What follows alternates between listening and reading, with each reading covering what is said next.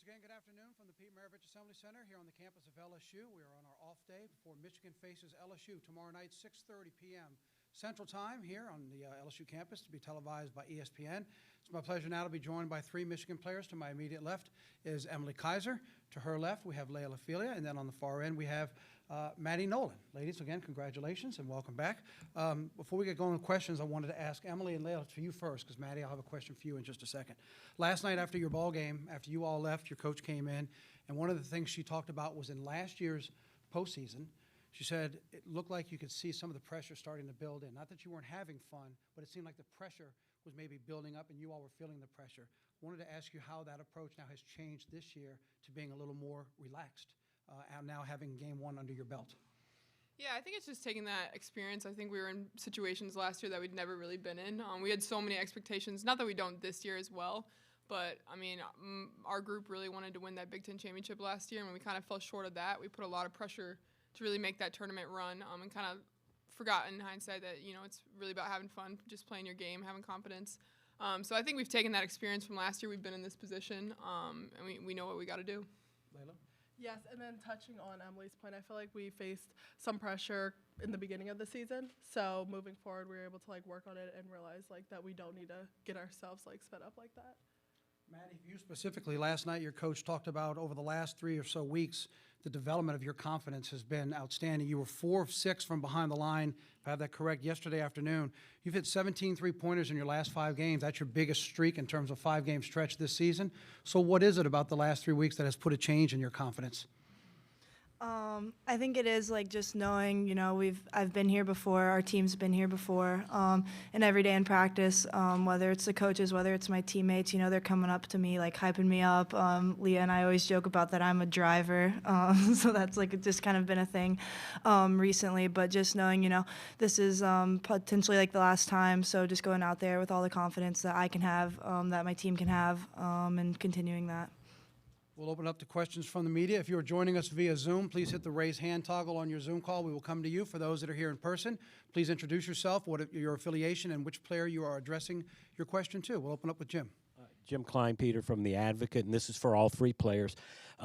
Kim Mulkey was very impressed with the way y'all play together because of your experience, and I was wondering if that unspoken communication y'all have is really apparent to y'all, and do you really feel it out there? Personally, I feel like our chemistry off the court also helps with that, and just being able coming to Michigan and just understanding how close these girls are off the court. I feel like that really applies to on the court. So I feel like our chemistry off the court really helps. So. Yeah, I think we've seen it this year. We've had a couple injuries throughout the year that we've kind of had to overcome, but it's been interesting to see when someone goes out just how that changes that dynamic, and how much we can really we do play off each other's strengths quite a bit. And just knowing how to do that I think we've really kind of mastered throughout the year, and I think we've got a good feel for it now, for sure. Yeah, we always talk about kind of on defense how fun it is to play with each other, just because we know when someone moves this way, we're doing the thing, whatever they need, helping each other out, and that's pretty much unspoken for the most part, and it's just really fun and cool to know that whatever you do, someone's going to have your back. Hi, Jacques Doucet, WAFB-TV in Baton Rouge. Looking at your schedule, I think 7 of your 9 losses come to ranked teams. So I just want to get your take on your schedule, how tough it is, and how it gets you ready for this point. Yeah, I mean, we've talked about it all year. We think the Big Ten is probably the toughest women's basketball conference this year. As we saw, we had multiple teams in the top 15 throughout the year. So having to play against that competition, having to go against some of the best players in the country night in and night out, we think have prepared us really well for March. Yeah, just touching on what Maddie said, and just being able to defend some of those the best players in the Big Ten. I feel like that definitely has prepared us going into the NCAA tournament.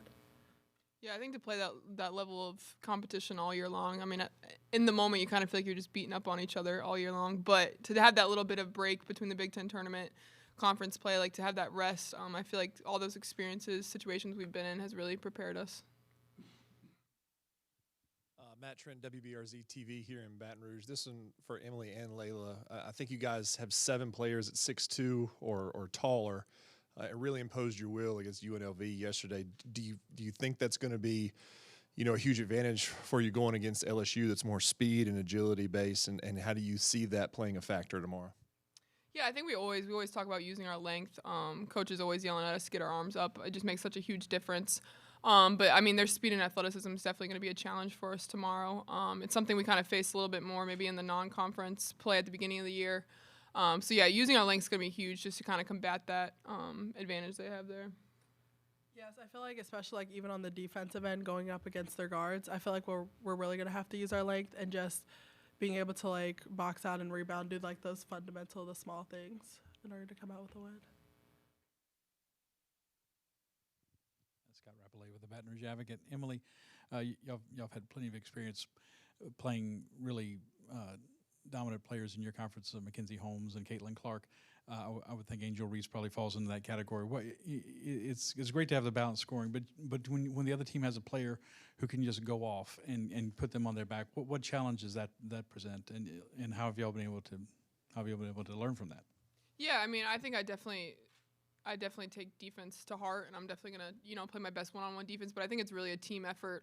We've talked with. I mean, obviously we don't want to talk too much about anything, but it really is a team effort though, and crowding people, and something that we've kind of challenged with. Just the post play in the Big Ten's been huge and kind of prepared us for this moment. We've actually played Angel Reese a couple times in my career, obviously with her at Maryland.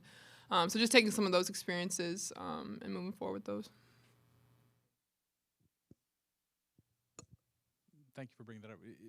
Does she seem what you've seen of her? Does she seem a significantly different player now than what she was at Maryland? I wouldn't say I mean, I think her game's improved a lot. I'm trying to figure out how to phrase this. I mean, there's definitely similarities that I've noticed in film. Obviously, I haven't watched a ton of them. It's been like a scramble to watch a ton of film in the last couple of days. But no, she's still a really skilled player, physical. I mean, her length is insane when you watch her. But then taking it like coast to coast, the dribble, I mean, that's something a little bit new. So definitely a difficult player and something we're trying to lock in on. Hi, Evan Easterling, New York Times for Laila. When you watch Alexis Morris on film, how would you describe her as a player? And then do you expect that to be your matchup? Yeah, so I do feel like I will probably be matched up with her. And I feel like she's a very confident player, and she's very quick. So I feel like just, of course, like Emily said, we haven't been able to watch a ton yet, but getting a feel of her game and watching the game yesterday, just understanding like she's very confident. She can do pretty much anything. She can drive, she can shoot the pull up and shoot the three, and she's a pest on defense. So I feel like just being able to just stay locked in and continuing to like watch more film to be prepared. So. Brett Martell with AP. I've got two, if that's okay. First one is a subplot to this you've probably heard is kind of the coaching matchup, Kim versus Kim, and it's the third time in 5 tournaments.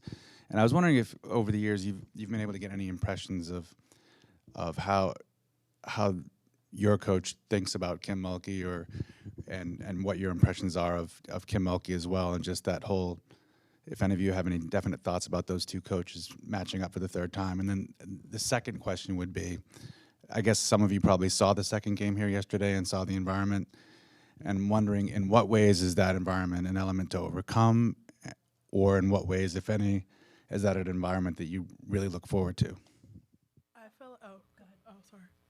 I feel like they're both great coaches, and I feel like they both respect each other's game and or coaching style and stuff like that. So that's like my personal opinion or our opinion.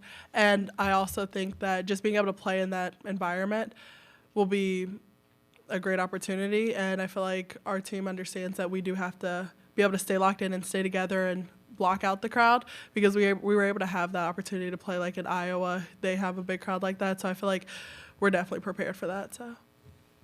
Yeah, I think just what you touched on there at the end, the Big Ten Conference this year has been, outside of the actual competition, like we're facing crowds every single day, which is just great for women's basketball. It's super fun to play in. It's definitely challenging often.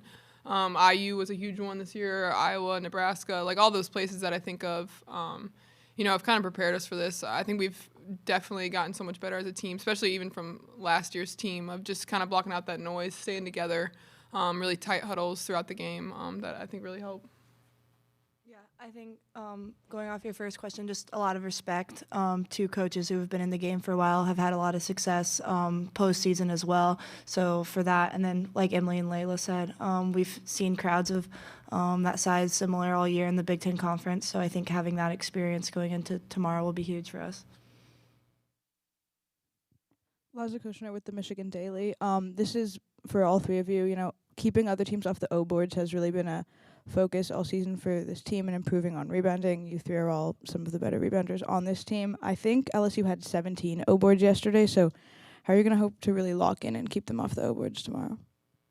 Yeah, like we talked about a little bit earlier, like team defense, team rebounding. All 5 people need to get in there and crash. I think they're top 5 in the country in O boards. So that's going to be a big focus of ours tomorrow. And it's a lot of effort, like Laila talked about too, fundamental, just blocking out, pushing them back, and then everyone else coming in to help. Yeah, I think from a post player perspective, just trying to put a body on them as much as they can. I'm obviously not out jumping Angel Reese. Even yeah, we can laugh at that, I guess. Even when I think even pushing her back, you know, she still might get a couple. So really trying to not foul off those and just, you know, stay relentless for 40 minutes. Yeah, just touching on that too. Understanding that the post players do have like a big job to do tomorrow, and that's like getting their post players and like Reese out of the paint. So I feel like it's big on the guards to really get in there and help them out. So. Reed Darcy with the Advocate, Baton Rouge. Kim said a few minutes ago that y'all like to play in transition, you like to run, and you can be dangerous in that aspect of the game. So how important is that going to be tomorrow night for y'all? I mean, with really any team, if you don't let them set up their defense, it's going to be so much easier. I mean, they're long, they're big, they're athletic. So I think if we can get that edge on them and really run in transition, it's going to be huge. Put a little pressure on them, possibly, you know, any fouls we can get on them, I think is huge. I don't know if you want to talk more. You're the one pushing it. Yeah, I definitely feel like transition is going to play a pretty big role in tomorrow, especially like personally, like not wanting to get blocked by injuries down there. So maybe if I try to hurry up, you know, get it down there, help us out a little bit. So.